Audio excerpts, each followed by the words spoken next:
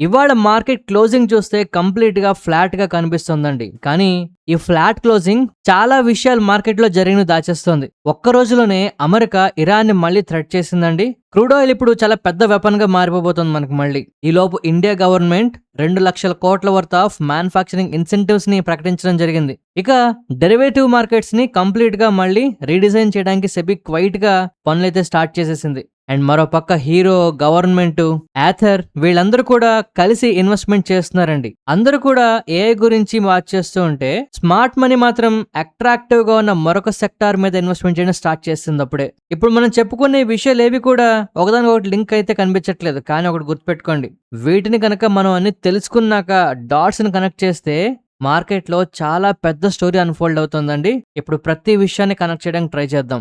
ఇవాళ నిఫ్టీ 26 పాయింట్లు పాజిటివ్ గా కనిపిస్తుందండి. 24,078 దగ్గర క్లోజ్ అయింది. 1,616 స్టాక్స్ పాజిటివ్ గా ఉంటే 1,353 స్టాక్స్ మాత్రమే నెగిటివ్ గా ఉన్నాయి. కానీ నా పోర్ట్ఫోలియో మాత్రం క్లియర్ గా ఇవాళ 0.3% నెగిటివ్ గా ఉందండి. మరి మీ పోర్ట్ఫోలియో ఎలా ఉంది? మీ పోర్ట్ఫోలియోలో పెరిగిన స్టాక్స్ ఏవి ఒకసారి ఖచ్చితంగా కామెంట్ సెక్షన్ లో చెప్పండి. సో ఇవాళ మనం ఫస్ట్ తెలుసుకోవాల్సిన ఇంపార్టెంట్ పాయింట్ ఏంటి అంటే US Iran cease fire completely collapse అయిపోయింది అని చెప్పొచ్చు. ఇప్పుడు స్ట్రైట్ ఆఫ్ హోర్ముజ్ ఒక పెద్ద బ్యాటిల్ ఫీల్డ్ కింద మళ్ళీ మారిపోయిందండి. ఇక్కడ సడన్ గా వీళ్ళ మధ్యలో కాన్ఫ్లిక్ట్ ఎందుకు ఎస్కలేట్ అవుతుందనే విషయం మనకు అర్థం చేసుకోవాలి. ఇంతకు ముందు ఎంఓయూ మీద సైన్ చేశారండి. కొన్ని రోజుల పాటు సీజ్ ఫైర్ ఆపుతాము అని చెప్పి, కొన్ని రోజుల పాటు యుద్ధం ఆపుతాము అని చెప్పి దీన్ని సీజ్ ఫైర్ అన్నారు. ఇది ఎఫెక్టివ్లీ బ్రోక్ అయిపోయింది. ఎందుకంటే యుఎస్ ఇప్పుడు క్లియర్ గా మిలిటరీ ఆపరేషన్స్ రెజ్యూమ్ చేసిందండి. నావల్ బ్లాకేడ్ ని ఇరాన్ పోర్ట్స్ ని టార్గెట్ చేస్తూ బ్లాకేడ్ అయితే కంప్లీట్ గా రీఇంపోజ్ చేశారు. ఇరాన్ ఏం చెప్తోంది, ఈ బ్లాకేడ్ కంప్లీట్ గా ఏదైతే కమిట్మెంట్ మన ఇద్దరి మధ్యలో ఉందో, పీస్ అండర్స్టాండింగ్ లో మనం ఏం మాట్లాడుకున్నామో దీనికి కంప్లీట్ గా విరుద్ధమని, ఈ వైలేషన్ మన అగ్రిమెంట్ కంప్లీట్ గా డిస్మాంటిల్ చేసడానికి ప్రధాన కారణం అని చెప్తోంది. ఇప్పుడు రెండు కంట్రీస్ కూడా మిలిటరీ స్ట్రైక్స్ ని అక్రాస్ రీజన్స్ ఒకరి మీద ఒకరు చేసుకుంటున్నారండి.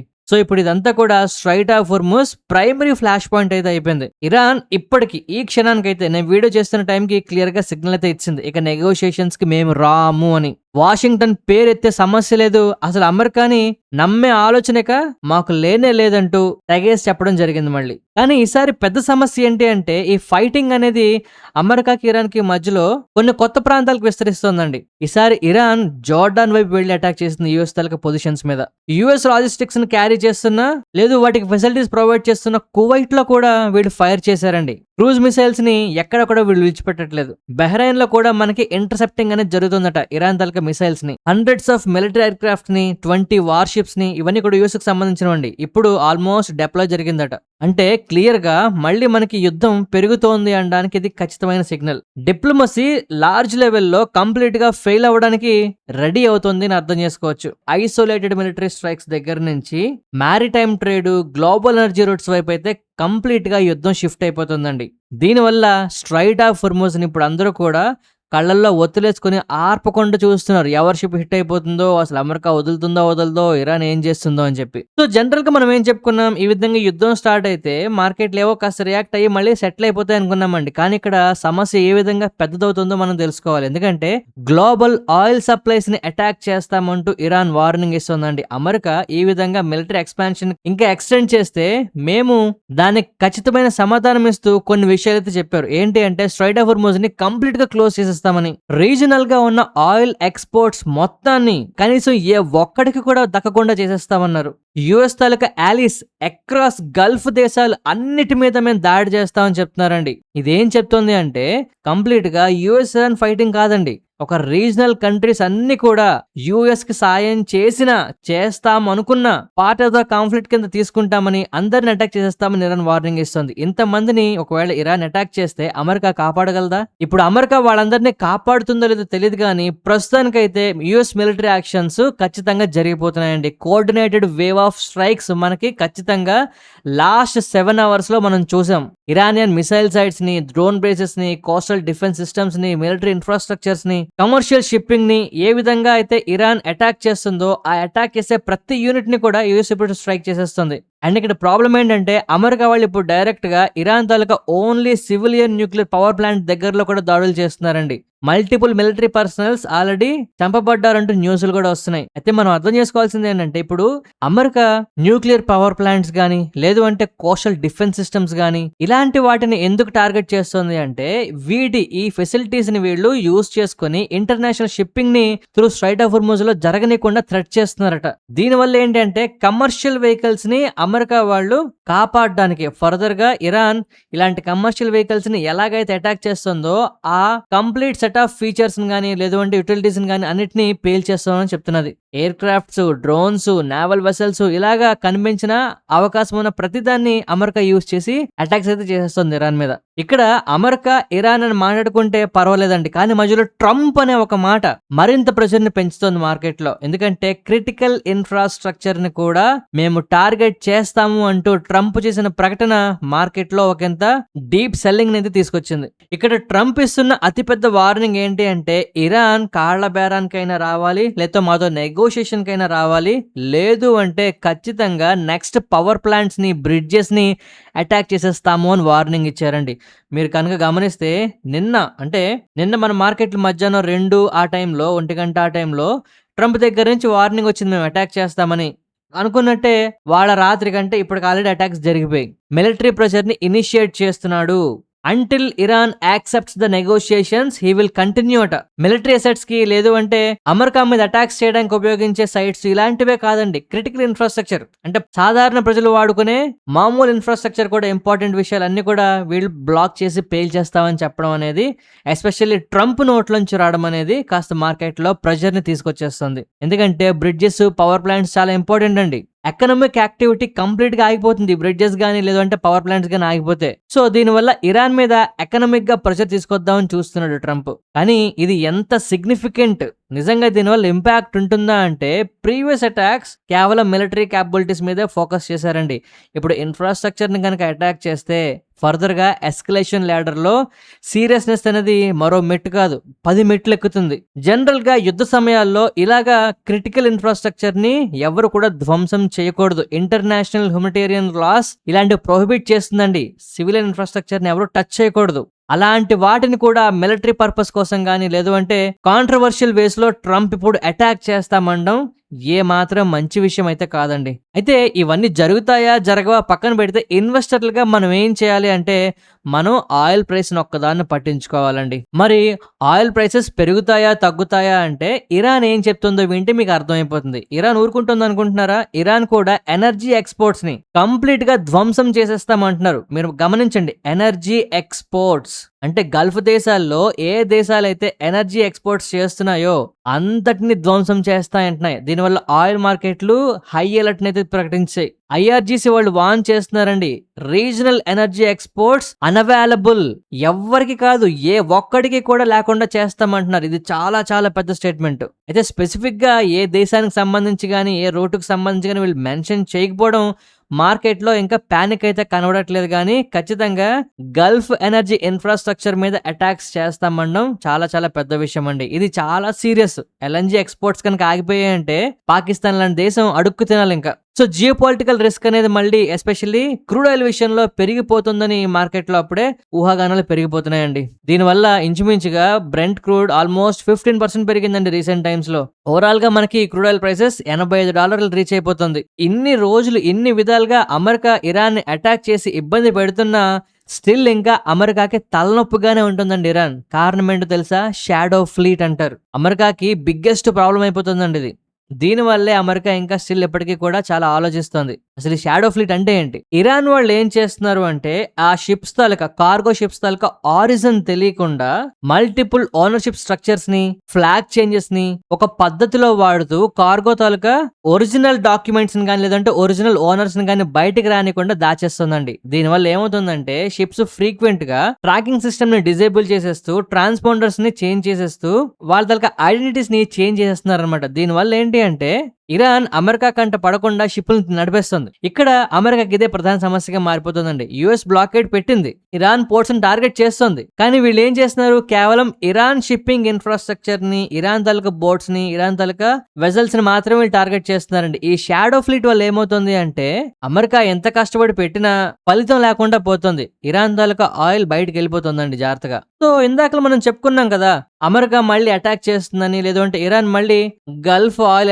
ఎక్స్పోర్ట్స్ ని కంప్లీట్ గా డిస్ట్రాయ్ చేసేస్తామని చెప్తుంది కదా. ఇక్కడ దీన్ని పావుగా ఇరాన్ వాడితే మార్కెట్లు స్టేబుల్ గా ఉంటాయండి. అమెరికా చూసి చూడనట్టు దీన్ని వదిలేయాలి. ఈ షాడో ఫ్లీట్ కంటిన్యూ అవ్వాలండి. ఇది తెర వెనక ఖచ్చితంగా మార్కెట్ ని కాస్త స్టేబుల్ చేయడానికి ప్రస్తుతానికి అయితే ఉపయోగించబడుతుంది. అమెరికా దీన్ని కనుక ఆపినా, లేదు ఇరాన్ దీన్ని కంటిన్యూ చేయలేకపోయినా షాడో ఫ్లీట్ ని, ఆయిల్ ప్రైసెస్ మళ్ళీ పరుగెందుకుంటాయండి. మనం దీన్ని జాగ్రత్తగా ఫాలో అప్ చేయాలి. అయితే ఇంతవరకు విన్న నెగటివ్ న్యూస్లు అన్ని విని భయపడొద్దండి. మన ఇండియన్ మార్కెట్ కి చాలా చాలా పాజిటివ్ న్యూస్లు కూడా కనిపిస్తున్నాయి. అందులో ఫస్ట్ది ఇండియాకి యూకేకి మధ్యలో ఫ్రీ ట్రేడ్ అగ్రిమెంట్ అఫీషియల్ గా మనకి బిగిన్ అవబోతుందండి. థౌజండ్స్ ఆఫ్ ఇండియన్ ప్రొడక్ట్స్ అయితే తక్కువ, లేదు అంటే కంప్లీట్ గా జీరో టారిఫ్ ని యూకేలో మనకైతే ఉండబోతున్నాయి. ఇండియా దళక export competitiveness many global players కన్నా అట్రాక్టివ్ గా ఉండబోతుంది. దీనివల్ల ప్రధానంగా textiles, garments, leather, footwear, engineering goods, marine exports, gems, jewellery, chemicals, auto components, food processing, agriculture related exports, ఇలా ప్రతి సెక్టార్ కూడా ఎంతో కొంత లాభం అయితే ఉండబోతుందండి. ఇది ఎకానమిక్ గా మనకి ఇంపార్టెంటా అంటే చాలా చాలా ఇంపార్టెంట్ అండి. ఎస్పెషల్లీ ఇప్పుడున్న పరిస్థితుల్లో లోవర్ టారిఫ్స్ అనేవి మన తలక ప్రాఫిట్ మార్జిన్స్ ని చాలా బాగా ఇంప్రూవ్ చేస్తాయండి. ఇండియన్ ఎక్స్పోర్టర్స్ ఈజీగా వేరే మార్కెట్లో యాక్సెస్ తీసుకురాగలుగుతారు. దీనివల్ల ఎక్స్పోర్ట్ ఓరియంటెడ్ మ్యానుఫ్యాక్చరింగ్ చాలా చాలా లాంగ్ టర్మ్ బూస్ట్ అయితే చూపించబోతుందండి. ఇప్పుడు ఇన్వెస్టర్లు కనుక సిగ్నిఫికెంట్ గా యూకేకి రెవెన్యూ ఎక్స్పోజర్ ఉన్న కంపెనీస్ ని టార్గెట్ చేయగలిగితే, ఎక్స్పోర్ట్ ఓరియంటెడ్ మ్యానుఫ్యాక్చరర్స్ ని మీరు కనుక్కోగలిగితే, ఏ సెక్టార్ లో అయితే ఇలాంటి కంపెనీస్ యూకేకి ఎక్స్పోర్ట్ చేస్తూ రెవెన్యూస్ తీసుకొస్తున్నాయో, ప్రొడక్షన్ తీసుకొస్తున్నాయో, వాటిల్లో డిమాండ్ చాలా చాలా పెరుగుతుందండి. డిమాండ్ పెరిగింది అంటే ఖచ్చితంగా ముందు మనకి ప్రైస్ లో సర్జ్ అనేది మనం చూస్తాం. ఇది ఎంటైర్ చాలా సెక్టార్ లో మనం చూడబోతున్నామండి. మీరు ఇది ఒక్కటే అనుకుంటున్నారేమో, నేను నెక్స్ట్ చెప్పే విషయాలు జాగ్రత్తగా వినండి. మీరు కూడా ఎస్ మన ఇండియాకి చాలా మంచి రోజులు ఉన్నాయని మీరే అంటారు. సో ఇప్పుడు మనం మాట్లాడుకుంటున్న సెకండ్ బిగ్గెస్ట్ గుడ్ న్యూస్ అండి.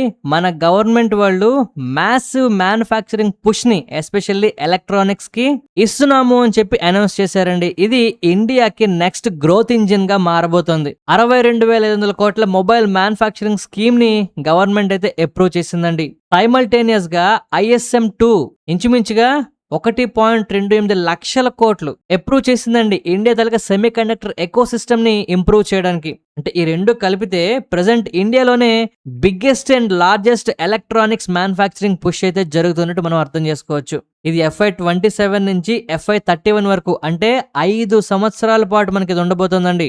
ఈ మొబైల్ స్కీమ్ ఏదైతే మారుతుందో, incentives linked production, additional incentives for domestic sourcing, hire incentives for Indian brands investing in design and R&D. ఈ మొబైల్ స్కీమ్ లో ఇవన్నీ ఉంటే, ఇక సెమీ కండక్టర్ కోసం చేస్తున్న పుష్ లో ఇంతకు ముందు ISM1 లో ఏం చేశారండి, కేవలం చిప్స్ తాలూకా ఫ్యాబ్రికేషన్ కోసం చాలా అట్రాక్టివ్ రూల్స్ తీసుకొచ్చారండి. కానీ ఇప్పుడు ఫోకస్ అంతా కూడా సెమీ కండక్టర్ ఎక్విప్మెంట్స్ మీద, స్పెషాలిటీ కెమికల్స్ మీద, packaging, testing, materials, supply chain, entire segment, entire value chain మొత్తాన్ని ISM2 కింద వెనక్కి తీసుకొచ్చారండి. ఇప్పుడు ఇది ఎందుకు ఇంపార్టెంట్ అంటే, ఫర్దర్ గా మన ఇండియాలో మొబైల్ ప్రొడక్షన్ అనేది 39 లక్షల కోట్లకు చేరబోతుందండి.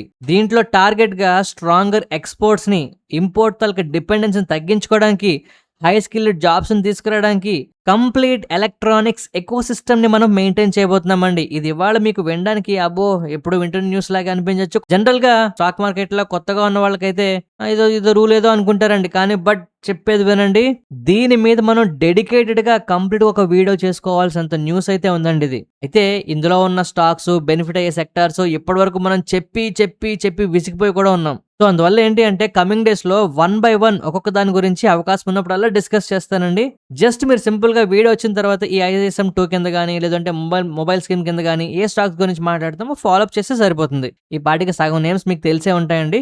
మీకు ఎవరికైనా తెలిస్తే ఈ మొబైల్ స్కీమ్‌కి సంబంధించి ఏ స్టాక్ ఇబ్బంది పడుతోంది, లేదు ఏ స్టాక్ బెనిఫిట్ అవ్వబోతోంది, ఈ సెమీకండక్టర్ స్టాక్స్ మన ఇండియాలో ఏమున్నాయి, మీకు తెలిస్తే కామెంట్ సెక్షన్‌లో తప్పకుండా చెప్పండి. ఓకేనా? అయితే ఇక్కడ సడెన్‌గా స్మార్ట్ ఇన్వెస్టర్లు అందరూ కూడా వాటర్ సెక్టార్ వైపైతే వెళ్ళిపోతున్నారండి. ఎందుకంటే ఏఐకి సంబంధించి విపరీతమైన బూమ్ ఎలాగుంది అంటే ఎంటైర్ ఇండియాలోంచి పెట్టుబడులన్నీ కూడా వేరే దేశాలకెళ్ళిపోయాయి. కానీ ఇప్పుడు ఇండియాలో స్మార్ట్ మనీ మాత్రం ఇదే ఏఐని ఒక కాజ్‌గా చూపిస్తూ వాటర్ సెక్టార్ థీమ్ వైపు పరిగెడుతున్నాయి. కారణం ఏంటి అంటే ఎనార్మస్ క్వాంటిటీస్ ఆఫ్ వాటర్‌ని ఈ కూలింగ్ సిస్టమ్స్‌లో ఉపయోగిస్తారట డేటా సెంటర్స్ కోసం. ఎస్పెషల్లీ ఈ డేటా సెంటర్స్ అన్నీ కూడా ఏఐకి రిలేటెడ్‌గా ఉన్నాయని. ఇప్పటివరకు కూడా ప్రతి ఒక్కళ్ళు ఎలక్ట్రిసిటీ మీద కాన్సంట్రేషన్ చేశారు గానీ ఫర్దర్‌గా water is the emerging and second major infrastructure రిక్వైర్మెంట్‌గా మనం తీసుకోబడుతుంది అని చెప్పి తెలుసుకోవడం ఏంటంటే ఆల్మోస్ట్ వాటర్ సెక్టర్ స్టాక్స్ అన్నీ కూడా VA Tech Wabag, Enviro infra, Indian Hume pipes, Delta water, Felix industries, poly irrigation, అబ్బో మరి చెప్పడానికి కాదు రకరకాల స్టాక్స్ ఈ వాటర్ రిలేటెడ్ ప్రతి స్టాక్ కూడా మనకు పెరగడం జరుగుతుందండి. అయితే ఇది కంప్లీట్ గా ఏఐ కోసమే తీసుకొస్తున్నారా అంటే కాదండి. Jal Jeevan mission, urbanisation, water treatment, industrial demand, climate related infrastructure ఇలాగా ఇప్పటికే ఇండియాలో ఏఐ బూమ్ రాకముందే వీటికి చాలా చాలా డిమాండ్ ఫ్యూచర్‌లో ఉంటుందని మనం మాట్లాడుకున్నాం. సో ఇప్పుడు కలిసొచ్చే కాలానికి నడిచొచ్చే కొడుక్కో తగిలడం ఏదో సామెత ఉంటుంది. అలాగా ఇప్పటికే మనకి బాగా వాటర్ సెక్టర్ డిమాండ్ ఫ్యూచర్‌లో వస్తుంది అని తెలిసినప్పుడు ఇప్పుడు సడెన్‌గా ఈ ఏఐ బూమ్ కూడా విపరీతమైన క్రేజ్‌ని తీసుకొచ్చేస్తున్నారండి. అండ్ ఇప్పుడు ఏంటంటే ఇండియాలో వాటర్ సెక్టర్ తాలూకా ఆపర్చునిటీ 25,000 నుంచి 30,000 కోట్ల వరకు యాన్యువల్‌గా ఉంటుంది అని చెప్పి ఎక్స్‌పెక్ట్ చేస్తున్నారు. దీనివల్ల వాటర్ సెక్టర్ స్టాక్స్ అన్ని కూడా బజ్ క్రియేట్ చేస్తున్నాయండి. ఇక నేను ఇవాళ ఫస్ట్ మాట్లాడే స్టాక్ అయితే ఏథర్ ఎనర్జీ అండి. ఇక్కడ నుంచి నేను చెప్పేవేవి కూడా బై సెల్ రికమెండేషన్స్ కాదు, బట్ ఖచ్చితంగా యాక్షనబుల్ ఇన్సైట్స్ మనకు కనిపిస్తున్నాయండి. వీటి వల్ల ఇక్కడి నుంచి మనం మాట్లాడుకునే ప్రతి స్టాక్ అప్డేట్ వల్ల మీకు ఆపర్చునిటీస్ అయితే గ్యారంటీగా ఉంటాయి. అలాంటి అప్డేట్స్ మాత్రమే మాట్లాడుతున్నా. ఫస్ట్ వీళ్ళు 2,500 కోట్ల వరకు ఫండ్ రైజ్ చేస్తాము అని చెప్పారండి. ఇది ఎప్పటి నుంచో ఉన్న న్యూసే. కాకపోతే ఏథర్ ఎనర్జీ ఇప్పటికి ఫండ్ రైజ్ చేయడం అనేది పర్వాలేదు అనిపించే విషయం. బట్ ఎక్కువ ఫండ్ రైజ్ చేసిన ఇబ్బంది పడే సందర్భాలు కూడా మనకు రావచ్చేమో అని మొన్నటి వరకు కొన్ని భయాలు ఉండేవండి. కానీ ఇప్పుడు సడన్ గా ఓ పక్క హీరో, మరో పక్క గవర్నమెంట్ వీళ్ళు కూడా ఇందులో ఇన్వెస్ట్మెంట్ చేయడానికి ఎస్పెషల్లీ ఇండియా తాలూకా ఈవీ స్టోరీని మరి కాస్త స్పీడప్ చేయడానికి పార్టిసిపేట్ చేస్తున్నారండి. ఇప్పుడు ఏథర్ ఫండ్ రైజ్ చేస్తుంటే ఇందులో హీరో మోటోకార్ప్ వాళ్ళు 1,000 కోట్ల వరకు ఫండ్ రైజ్ చేస్తున్నారు, అంటే పార్టిసిపేట్ చేస్తున్నారు. గవర్నమెంట్ ఇండియా జపాన్ తాలూకా ఫండ్ ఒకటి ఉందండి, 200 కోట్ల వరకు ఇన్వెస్ట్మెంట్ చేస్తున్నారండి. ఆల్మోస్ట్ మిగిలిన వాళ్ళందరూ కూడా ఫౌండర్స్ వీళ్ళందరూ కలిపి ఒక 400 కోట్లు తీసుకొస్తున్నారు. అంటే 2,500 కోట్ల క్యాపిటల్ రైజ్ లో ఇక్కడ వచ్చిన పేర్లు ఏంటండి? ఇండియన్ గవర్నమెంటా, ఫౌండర్సా, హీరో మోటోకార్పా? మీరు గమనిస్తున్నారా అండి? హీరో మోటోకార్ప్ ఇప్పటికే 29.5% వరకు హీరో ఓన్ చేస్తుందండి. అంటే ఇప్పుడు ఏమవుతుంది, ఈ ఫండ్ రైజింగ్ వల్ల ప్రొడక్షన్ ఎక్స్పాన్షన్ అయిపోతుంది, మ్యానుఫ్యాక్చరింగ్ పెరుగుతుంది, డిస్ట్రిబ్యూషన్ ఇంకా పెద్దదవుతుంది, ఫ్యూచర్ గ్రోత్ గ్యారంటీగా వస్తుందని మనకు నమ్మకం కలిగేలాగా పరిస్థితులు మారుతున్నాయి. ఇక్కడ గవర్నమెంట్ పార్టిసిపేషన్ ఎందుకు చేస్తుందని మీరు అర్థం చేసుకోవాలి. ఇక్కడ ఇండియన్ గవర్నమెంట్ అంటే గవర్నమెంట్ డైరెక్ట్ గా మనకి ఫామ్ చేయదండి. ఇందులో ఇండియా జపాన్ కి సంబంధించి ఒక ఫండ్ ఉంది. ఇండియా తాలూకా ఈవీ మ్యానుఫ్యాక్చరింగ్ ఎకో సిస్టమ్ ని కంప్లీట్ గా సపోర్ట్ చేయడానికి వీళ్ళు ఈ కంపెనీలో ఒక పార్ట్ అయితే ఇన్వెస్ట్మెంట్ చేస్తున్నారు. ఇలాగా వేరే కంపెనీస్ లో కూడా వీళ్ళు చేయొచ్చండి. ఈ ఒక కంపెనీ సూపర్, లేదు అంటే ఒక కంపెనీకి ఛాన్స్ వచ్చిందని చెప్పడానికి లేదు. ఓకేనా అండి? జనరల్ గా ఇవి ఎకో సిస్టమ్ ని, మ్యానుఫ్యాక్చరింగ్ ఎకో సిస్టమ్ సపోర్ట్ చేయడానికి ఇప్పుడు ఇందులో స్టార్ట్ చేశారు వీళ్ళు. దీనివల్ల ఈ స్టాక్ ఇవాళ 9% పెరిగిందండి. మీకు గుర్తుంటే 15 గ్రోత్ స్టాక్స్ మీకు పంపిస్తాను, ఇక్కడ ఉన్న వాట్సాప్ నెంబర్ కి హాయ్ అని మెసేజ్ పెడితే అని చెప్పానండి. అందులో ఈ స్టాక్ ఉన్నదా లేదా? నేను మళ్ళీ చెప్తున్నానండి, ఇప్పటికైనా సరే మీరు ఈ వాట్సాప్ నెంబర్ కి హాయ్ అని మెసేజ్ పెడితే 15 గ్రోత్ స్టాక్స్ మీ మొబైల్ నంబర్ కి వాట్సాప్ లో పెడుతున్నామండి. లేదంటే మీకు అదే వచ్చే మెసేజ్ లో ఒక లింక్ కూడా ఇస్తున్నాం మా తలక యాప్ డౌన్లోడ్ చేసుకోవడానికి. మా యాప్ లో కూడా పెడుతున్నాం. మా యాప్ లో ఇప్పటికి 3 సార్లు పెట్టామండి. వచ్చిన ప్రతి మెసేజ్ కి ఆల్మోస్ట్ వాట్సాప్ లో రిప్లైలు కూడా ఇచ్చేస్తున్నాం. ఒకవేళ మీకు రాకపోయినా, లేదు ఈ స్టాక్స్ గురించి మీరు తెలుసుకుందాం అనుకున్నా, ఈ వాట్సాప్ లో హాయ్ అని పెట్టండి, మీ నంబర్ ఖచ్చితంగా వస్తాయి. అలాగే అదే మెసేజ్ లో ఉండే లింక్ ద్వారా మా యాప్ డౌన్లోడ్ చేసుకోండి. యాప్ లో కూడా చాలా చాలా మంచి ఇన్ఫర్మేషన్, మంచిది అయితేనే మీకు పంపిస్తామండి, మిస్ అవ్వకుండా చూడండి. నెక్స్ట్ మనం డిమార్ట్ గురించి ఒక ఇంట్రెస్టింగ్ అప్డేట్ అయితే మనం మాట్లాడుకోవాలండి. ఇండియా తలక ఫార్మసీ బిజినెస్ లో డిమార్ట్ వాళ్ళు సైలెంట్ గా ఎంటర్ అవుతున్నారంటూ న్యూస్ వచ్చింది. డిమార్ట్ వాళ్ళు సైలెంట్ గా ఫార్మసీ కౌంటర్స్ ని ముంబైలో ఉన్న కొన్ని సెలెక్టెడ్ స్టోర్స్ లో స్టార్ట్ చేస్తున్నారట. సెపరేట్ గా స్టాండ్ అలోన్ స్టోర్స్ మెయింటైన్ చేయకుండా షాప్ ఇన్ షాప్ మోడల్లో వీళ్ళు స్టార్ట్ చేస్తున్నారు. ఇది ఎందుకు ఇంపార్టెంట్ అంటే వీళ్ళు 20% డిస్కౌంట్ తో మెడిసిన్స్ అమ్ముతాము అని చెప్తున్నారండి. ఇది సక్సెస్ఫుల్ గ్రాసరీ ప్రైసింగ్ స్ట్రాటజీని రిపీట్ చేస్తున్నట్టే. ఇది ఎందుకు అట్రాక్టివ్ గా కనిపిస్తుంది అంటే ఎగ్జిస్టింగ్ స్టోర్స్ తాలూకా ట్రాఫిక్ మొత్తం అక్కడికి వస్తుందండి. కస్టమర్ అక్విజిషన్ కాస్ట్ అడిషనల్ గా ఉండదు, రెంటల్ కాస్ట్లు ఉండవు, ట్రెడిషనల్ ఫార్మసీస్ నుంచి కాంపిటీషన్ ప్రెషర్ ఉండదు. ఇన్స్టెడ్ ఆఫ్ కాంపిటీషన్ వీళ్ళే పెద్ద కాంపిటీషన్ అయిపోతారు వాళ్ళకి. ఈ ఫార్మసీస్ నుంచి బెడదుండదు. రీజనల్ గా ఉండే పెద్ద పెద్ద మెడిసిన్ రిటైలర్స్ అందరికీ కూడా ఒక తలనొప్పిగా మారబోతుందండి. ఇప్పుడు సడన్ గా వీళ్ళు దీన్ని ఉపయోగించి కోట్లు సంపాదించేస్తారు, డిమార్ట్ లో టర్న్ అరౌండ్ వచ్చేస్తుంది అని మనం చెప్పలేం. కానీ ఫార్మసీ కంపెనీస్ మాత్రం కొంత డిస్టర్బ్ అయినా మనం ఆశ్చర్యపోవాల్సిన అవసరం లేదండి. మీకు తెలుసో తెలీదో డిమార్ట్ వాళ్ళు రీసెంట్ గా మనందరికి తెలుసండి పాప్కార్న్ అయితే అమ్ముతున్నారు, కానీ పాప్కార్న్ తో పాటు ఇప్పుడు పిజ్జా కూడా స్టార్ట్ చేశారు. వైజాగ్ లో ఉన్న one of the biggest outlet దగ్గర శీలనగర్ లో ఉంటుందండి. దీంట్లో కూడా పిజ్జాస్ అయితే వీళ్ళు అమ్ముతున్నారు. సో మీరున్న ఏరియాలో డిమార్ట్ లో పిజ్జాస్ అయితే వీళ్ళు అమ్ముతున్నారా? రెడీ టు ఈట్ అండి. వెళ్ళగానే ఆర్డర్ ఇస్తే వేడివేడిగా ఇస్తాడు, మనం తినేయడమే. మీరు ఈ సిస్టమ్ మీ దగ్గర ఉన్న డిమార్ట్ లో చూసారా లేదా ఒకసారి కామెంట్ సెక్షన్ లో చెప్పండి. నెక్స్ట్ రీసెంట్ గా ఐపీఓకి వచ్చిన ఈ కుసుమ్గర్ లిమిటెడ్ అనే స్టాక్ చాలా చాలా బజ్ క్రియేట్ చేస్తుందండి మార్కెట్ లో. లిస్ట్ అయిన తర్వాత ఇంచుమించుగా 44% వరకు మనకు పెరగడం జరిగింది. ఇన్వెస్టర్స్ లో డిమాండ్ అనేది విపరీతంగా క్యారీ చేస్తుందండి ఈ స్టాక్. కారణం ఏంటి అంటే మ్యానుఫ్యాక్చరింగ్ సెక్టర్ లో ఉన్నారు వీళ్ళు. డిఫెన్స్ కోసం, ఏరోస్పేస్ కోసం, ఇండస్ట్రియల్స్, ఆటోమోటివ్స్ ఇలాగా ఇంజనీర్డ్ టెక్నికల్ ఫ్యాబ్రిక్స్ అయితే వీళ్ళు ప్రిపేర్ చేస్తున్నారండి. ఇప్పుడు మనం మెన్షన్ చేసుకున్న సెక్టర్ కి సంబంధించి ఇవి చాలా నీష్, హై ఎంట్రీ బేరియర్ ఉండే బిజినెస్ అన్నమాట. అయితే ఇది ఇంత బాగా బజ్ క్రియేట్ చేస్తున్నా నాకు కొన్ని కన్సర్న్స్ అయితే ఉన్నాయండి. ఫస్ట్ ఏంటంటే ఐపీఓకి వచ్చింది ఏదో వాల్యూ క్రియేట్ చేద్దామని కాదు, కంప్లీట్ గా ఆఫర్ ఫర్ సేల్. అంటే ఎగ్జిస్టింగ్ ఇన్వెస్టర్లు ప్రాఫిట్ల కోసం ఐపీఓని తీసుకొచ్చారండి. ఈ కంపెనీ తలక ఎర్నింగ్స్ ఐపీఓకి ముందు ఎలా ఉన్నా ఐపీఓ తర్వాత కొంతవరకు వీక్ అవడం మనం చూడొచ్చండి. అండ్ అంతేకాదు ఫర్దర్ గా లాక్ ఇన్ పీరియడ్ కూడా స్టార్ట్ అవుతుంది. ఇంకా లాక్ ఇన్ పీరియడ్ ఎండ్ అవుతుందండి. అంటే అక్కడ నుంచి చాలా మంది ముందుగా ఇన్వెస్ట్మెంట్ చేసిన వాళ్ళు, ఐపీఓకి ముందుగా ఇన్వెస్ట్మెంట్ చేసిన వాళ్ళు మళ్ళీ సెల్ చేయడం స్టార్ట్ చేస్తారు. మరి దీన్ని ఏం చేయాలి? మేము హోల్డ్ చేయాలా, లేదు అంటే తగ్గితే కొనాలా? అంటే ఎగ్జిస్టింగ్ వాళ్ళు స్టాప్ లాస్ పెట్టుకోండి, న్యూ ఇన్వెస్టర్లు చేస్ చేయడం అయితే ఆపండి. ఖచ్చితంగా ఆపర్చునిటీస్ ఫ్యూచర్ లో వస్తాయండి, గాబరా పడద్దు. మార్కెట్లో ఏదైతే మంచి ఫ్లాషీగా కనిపిస్తుందో వాటిల్లో మనం ప్రాఫిట్లో ఉంటే నెగటివ్స్ ఏం కనబడవండి. బట్ మన జాగ్రత్తలో మనం ఎప్పుడూ ఉండాలి. మనందరం కూడా ఎవరైతే దీన్ని హోల్డ్ చేస్తున్నారో స్టాప్ లాసులతో మెయింటైన్ అవ్వండి, ఓకేనా? నెక్స్ట్ మనం స్టీల్ స్ట్రిప్స్ వీల్స్ గురించి మాట్లాడుకోవాలండి. ఇవాళ ఈ స్టాక్ 4% అబౌవ్ పెరిగి క్లోజ్ అయింది పాజిటివ్ గా. గడిచిన 5 years లోనే highest ever, biggest ever volumes ని నమోదు చేయడం జరిగింది. వీళ్ళ తలక రీసెంట్ నెట్ ప్రాఫిట్ కూడా 47% ఇయర్ ఆన్ ఇయర్ పెరగడం జరిగిందండి. టెక్నికల్ గా చార్ట్ చూసినా మంచి బేస్ ఫామ్ అవుతుంది. సో ఇంతకన్నా నేనేం చెప్పక్కర్లేదండి. నెక్స్ట్ జరిగే బ్రేక్అవుట్ కోసం మీరు వెయిట్ చేయాలి. అయితే మీరు డైలీ చార్ట్ ఓపెన్ చేస్తే మీకు ఏ చార్ట్ ప్యాటర్న్ కనిపిస్తుందో ఒకసారి కామెంట్ సెక్షన్ లో చెప్పండి. నెక్స్ట్ మనం గ్రో స్టాక్ గురించి మాట్లాడుకోవాలండి. బిలియన్ బ్రెయిన్స్ గ్యారేజ్ వెంచర్స్ వీళ్ళ తలక రీసెంట్ క్వార్టర్ లో నెట్ ప్రాఫిట్ 94.4% పెరగడం జరిగిందండి. రెవెన్యూ 63.3% పెరగడం జరిగింది. హయ్యర్ ట్రేడింగ్ యాక్టివిటీ నమోదవుతుందట, యూజర్ బేస్ ఎక్స్పాండ్ అవుతుందట, strong growth across investment platform ద్వారా వీళ్ళు నమోదు చేస్తున్నారట. జనరల్ గా ఇలా జరిగితే క్యాష్ జనరేషన్ కూడా పెరుగుతుందండి, కంపెనీ ఫండమెంటల్స్ ఇంప్రూవ్ అవుతున్నట్టే.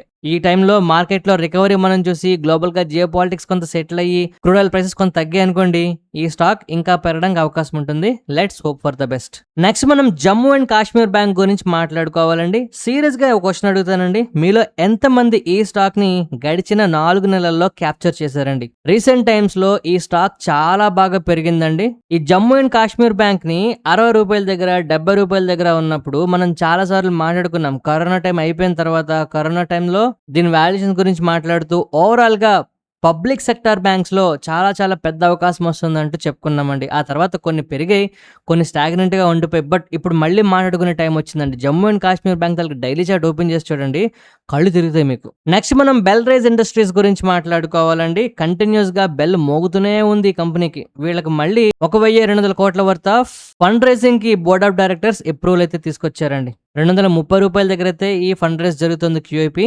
ఇది మార్కెట్ చాలా పాజిటివ్ గా చూస్తుంది దీని గురించి. సో అందువల్ల కమింగ్ డేస్ లో దీని మీద కూడా మనం కాస్త ఫోకస్ అయితే పెట్టాలి. నెక్స్ట్ మనం టాటా ఎలక్సీ గురించి మాట్లాడుకోవాలండి. మోతీలాల్ ఓస్వాల్ వాళ్ళు దీనికి సెల్ రేటింగ్ ఇస్తున్నారు. 3,100కు పడిపోతుంది అని చెప్పి టార్గెట్ కూడా చెప్తున్నారండి, కిందకైతే వెళ్ళిపోతుందట. ఈ స్టాక్ ఈ గ్రహణం నుంచి ఎప్పుడు బయటకు వస్తుందో నాకైతే చెప్పలేను, కానీ కంటిన్యూస్ గా కింద పడిపోతూనే ఉందండి. వెల్త్ అయితే డిస్ట్రాయ్ చేసేస్తుంది. మీరు ఎవరైనా దీన్ని హోల్డ్ చేస్తున్నారా? ఒకవేళ హోల్డ్ చేస్తే ఎప్పటి నుంచి హోల్డ్ చేస్తున్నారో చెప్పండి. ఎక్కువ మంది హోల్డ్ చేస్తుంటే మీ అందరికి టాటా ఎలక్సీ గురించి ఫర్దర్ గా దీని ప్రాస్పెక్ట్స్ ఎలా ఉన్నాయో చెప్పడానికి నేను ట్రై చేస్తాను. నెక్స్ట్ మనం L&T టెక్నాలజీ సర్వీసెస్ గురించి మాట్లాడుకోవాలండి. ఫస్ట్ డైలీ చార్ట్ ఓపెన్ చేసి చూస్తే రీసెంట్ టైమ్స్ లో 2 పెద్ద వాల్యూమ్స్ నమోదయ్యాయండి. బేస్ ఫామ్ చేస్తున్నట్టు కనిపిస్తోంది. ఇవాళ ఈ స్టాక్ లో మంచి వాల్యూమ్ తో ప్రైస్ కూడా పెరుగుతుండడం గమనిస్తున్నాం. కారణం ఏంటంటే రీసెంట్ గా వచ్చిన క్వార్టర్ లో నెట్ ప్రాఫిట్ 7.4% క్వార్టర్ జంప్ అయితే జరిగిందట. లో ఫైనాన్స్ కాస్ట్లు లేదు అంటే రెవెన్యూ పెరగడం ఇవన్నీ కూడా ప్రధాన కారణాలుగా చెప్తున్నారు. కాకపోతే ఏంటంటే ఈ కంపెనీ బేస్ అయితే ఫామ్ చేస్తుందండి, కాస్త జాగ్రత్తగా ట్రాక్ చేయండి. నెక్స్ట్ మనం నువోకో విస్తాస్ గురించి మాట్లాడుకోవాలండి. ప్రీవియస్ వీడియోస్ లో మనం చెప్పుకున్నాం, గుర్తుందా? ఇవాళ ఈ స్టాక్ మరొక 10% వరకు పెరగడం జరిగిందండి. మీలో నేను చెప్పిన తర్వాత ఎంతమంది ఈ స్టాక్ ని వాచ్ లిస్ట్ లో పెట్టుకున్నారో ఒకసారి చెప్పండి. నేను మళ్ళీ చెప్తున్నా, మనం మాట్లాడుకునే స్టాక్స్ లో ఖచ్చితంగా మనకి యాక్షనబుల్ ఇన్సైట్స్ కనిపిస్తేనే మాట్లాడుతున్నామండి. ఫండ్ రైజింగ్ చేసినా లేదు రిజల్ట్స్ తగ్గిపోయినా రిజల్ట్స్ పెరిగినా మనకి అందులో అవకాశం ఉంటుందంటేనే నేను కవర్ చేస్తున్నానండి. మళ్ళీ చెప్తున్నా. ఇక నెక్స్ట్ మనం మాట్లాడుకునేది దివిస్ ల్యాబొరేటరీస్. ఫస్ట్ మీరు ఏం చేయాలంటే డైలీ చార్ట్ ఓపెన్ చేసి చూడండి. ఇవాళ పొద్దున గ్రూప్ లో కూడా మెసేజ్ పెట్టానండి, చూసారా? ఇక్కడ కనిపిస్తున్న వాట్సాప్ నంబర్ కి మీరు హాయ్ అని మెసేజ్ పెడితే మీకు రిప్లైలో గ్రూప్ లింక్ వస్తుందండి, జాయిన్ అవ్వండి. దివిస్ ల్యాబొరేటరీస్ లో ఏం జరుగుతుంది అనేది మనకు తెలియాలండి. ఫస్ట్ డైలీ చార్ట్ ఓపెన్ చేస్తే ఒక చార్ట్ ప్యాటర్న్ కనిపిస్తుంది, అదేంటో కామెంట్ సెక్షన్ లో చెప్పండి, ఓకేనా? ఇక నెక్స్ట్ మనం నిఫ్టీ గురించి మాట్లాడుకోవాలండి. నిఫ్టీ గురించి మాట్లాడుకుంటే మనకి క్లియర్ గా ఇవాళ కూడా 24,050 లేదంటే 24,000 బతికిందిరా బాబోయ్ అని ఎలా ఉంది పరిస్థితి. నేను మళ్ళీ చెప్తున్నానండి, రేపటికి మళ్ళీ మార్కెట్ లో మనకి ఏమైనా అవకాశాలు రావాలంటే ఇవాల్టి హై అప్రాక్స్ గా తీసుకుంటే 24,200 దాటితేనే మనం పాజిటివిటీ గురించి మాట్లాడాలండి. లేదు అంటే ఈ సెల్లింగ్ ప్రెషర్ కానీ లేదు అంటే ఈ ట్రంప్ నోట్ల నుంచి వచ్చే దిక్కుమాల మాటలు కానీ అనవసరపు వార్నింగ్స్ కానీ లేదంటే ఇరాన్ నుంచి వచ్చే థ్రెట్స్ కానీ ఇవన్నీ కూడా మార్కెట్ ఎంతో కొంత ప్రెషర్కి అయితే గురి చేస్తాయండి. సో రేపటికి మనకి 24,200 మీద మార్కెట్లు ఉంటే పర్వాలేదండి, లేదంటే సెల్లింగ్ ప్రెషర్ మనం ఖచ్చితంగా చూస్తాం. ఈ వీడియో నచ్చితే తప్పకుండా లైక్ చేయండి. మీ ఫ్రెండ్స్ అండ్ కొలీగ్స్ అందరికీ షేర్ చేసి మన వీడియోస్ని మరింత మందికి చేరేలాగా హెల్ప్ చేయండి. ఈ హెల్ప్ చేస్తారని ఆశిస్తూ మరొక మంచి వీడియోతో కలుద్దామండి. ధన్యవాదాలు.